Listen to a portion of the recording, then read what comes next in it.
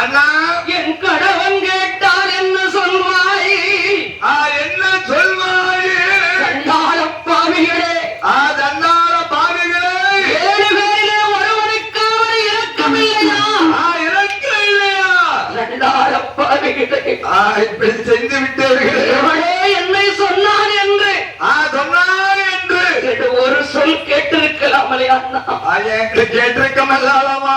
ஆளுநரா என் பகவானே, ஆண்டவன் பகவான் எங்கேயோ வானமது நான் சண்டாளி இடிவிடிக்கு என்றிருந்தேன். இடிபிடிக்கு என்றிருந்தேன். தப்பான வானவரே என் தலையில் விழுந்ததடா.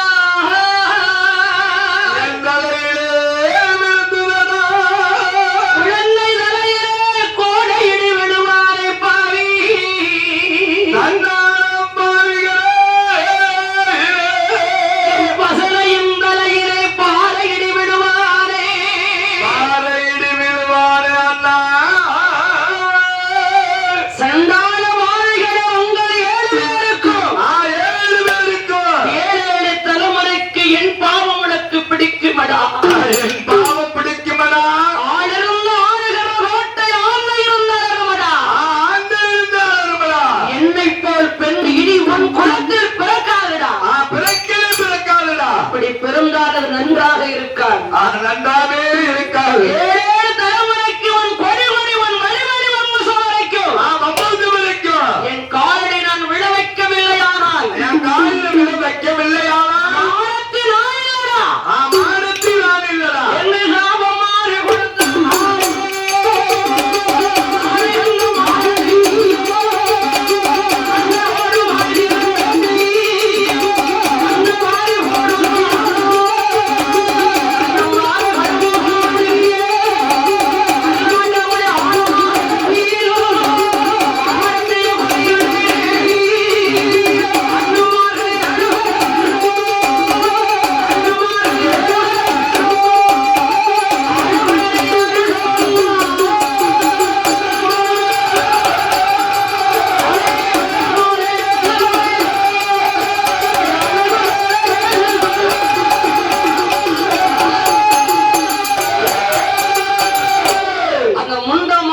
கைகள் மண்ணை வாரி அப்படி போடுது. மண்ணை மாறி மாறி அப்படியே எரிகிறது. ஆமா, அவள் மண்டத்தை கொண்டு வந்து சுடலை கோவில் கிடக்கல. சுடலை கோவில் கிணத்துல சுட்டு எரிச்சு சாம்பலாக்கிட்டாங்க. சுட்டு எரித்து சாம்பலா அள்ளி விட்டுட்டாங்க. வாடத்தி அம்மாருடைய தலையை வாகவனுக்கு தென்புறத்திலே வாகவனுக்கு தென்புறத்தில் ஓடையில மணலுக்கு அப்படி தோண்டி பரிசிச்சாங்க. அப்படியே மண்ணை தோண்டி மண்ணுக்குள்ள பிரிச்சு வச்சுட்டாங்க. ஆமா ஆமா, அண்ணமார்கள் 7 பேர்களோ, அண்ணன் தம்பி 7 பேர்களோ ஊருக்கு தவறான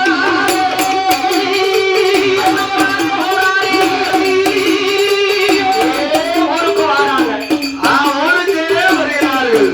அது வரும்போது வருகிற போது கடுவான பாண்டியன் கடுவானை மனைவி வாசல்ல நிற்கிறா.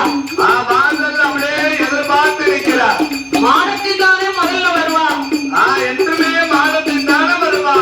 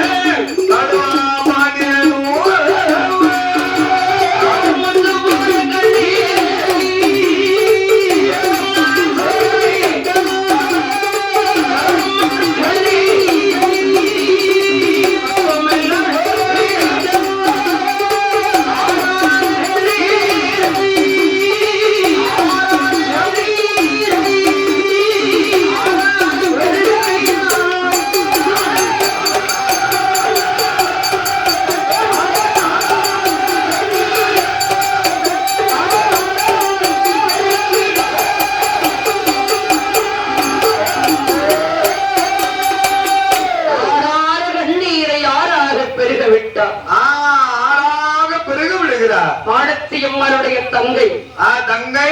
ஆகா நம்ம அண்ணன் ஒரு நாளும் பிள்ளைகளை தூக்கி வச்சு மடியில வச்சு அழமாட்டாரே.